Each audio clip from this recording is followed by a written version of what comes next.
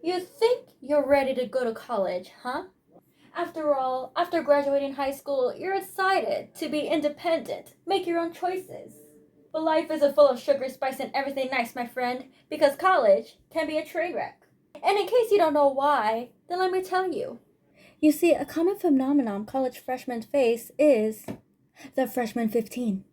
And in case you're wondering what the freshman 15 is, it's a common phenomenon in which college freshmen gain about 15 pounds their first semester going to college. This is usually caused by emotional eating, excessive drinking, eating at night, and just not vibing, my bros. And this is Exhibit A of what the freshman 15 can do to you. Cue the montage. Hi, I'm the troubled college freshman. Submission paper to do with my paper. Oh. I need more credit hours to finally get my degree. You'll be safe with me. Cause I'm broke. I can't afford to go to the gym. My face. Gonna be okay.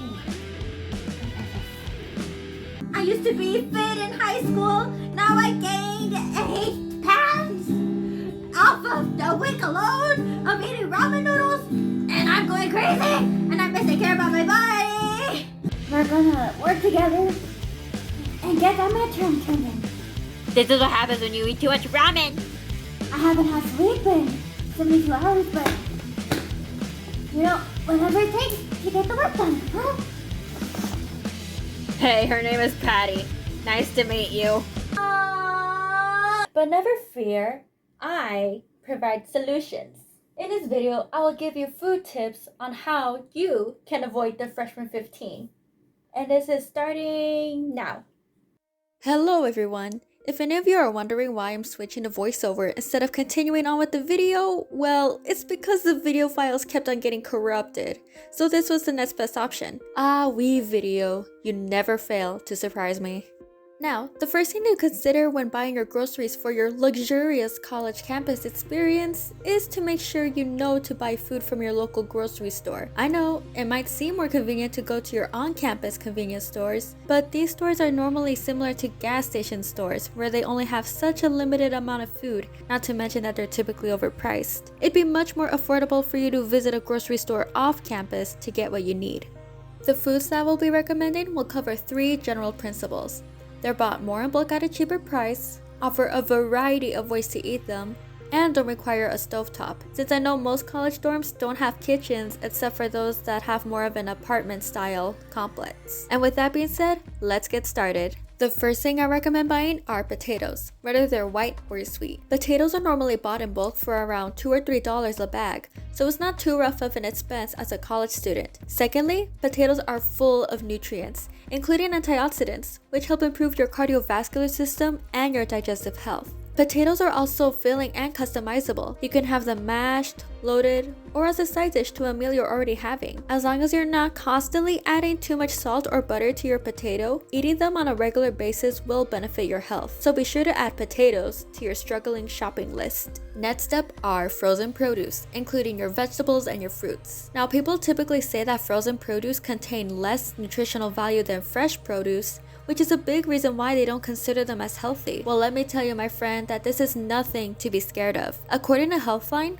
while it is true that frozen produce may lose or gain some nutrients during the freezing process, they still retain most of their nutritional value and are a great way to add necessary nutrients and vitamins to your daily diet. You can steam your vegetables in a microwave, thaw out your frozen berries to top on your breakfast, and figure out other ways to add frozen produce to your daily meals. Since I touched the topic of fruit, this leads me to the next item I recommend buying. Now, this item that I recommend buying is one you should ideally buy before moving into your dorm, and that is a mini blender. I know that many college campuses are pretty strict on appliances students are not allowed to keep in their dorms, usually due to fire hazards. However, A small blender will typically be allowed, especially since they're pretty small and won't take up too much space if you live in a smaller dorm. Just be sure to look up if your intended university already supplies them before you consider buying one. Now, these blenders are pretty small and meant for one serving and could cost as little as $30 off of Amazon.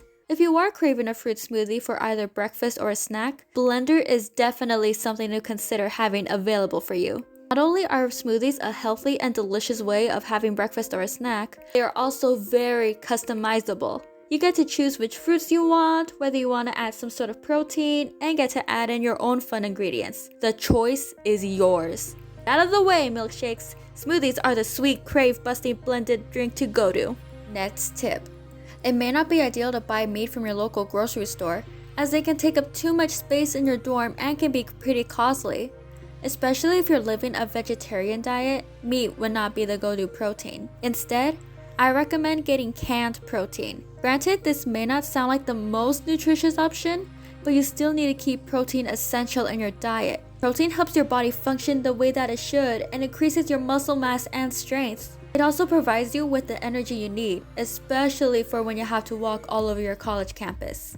So, tuna packets, canned chicken, and canned beans will become your go-to for protein. The best thing is it typically costs only $1 or less per can or tuna packet, so your wallet will thank you. It's important to stay strong and energized for college, especially when you're experiencing a whole new environment compared to high school. So make sure you're getting your protein in different ways other than relying on those fatty burgers from a fast food joint or the dining hall. Lastly, I'd recommend buying oats. This tip is especially helpful if you already like or love oats. Oats will typically come in these cylindrical containers, so you know you're already buying in bulk, especially since you can have multiple servings before running out. They are also full of fiber, which will help keep you feeling full for longer and improve your digestive system. You can have oats by either adding them to your smoothies, cooking them into oatmeal, making overnight oats, and can even add them to your pancakes if you have access to a kitchen. The best part is that having oats for breakfast offer a great opportunity to customize your breakfast. When having oatmeal or overnight oats, you get to choose what you want to add to them, such as your fruit, your base, and your sweetener. This way, you're not as bored in your oat breakfast if you choose to eat this on a daily basis. And that, my friend, concludes the food items I recommend buying when making that college grocery haul list. But this isn't it. Another important substance you'll absolutely need to have on a daily basis is water.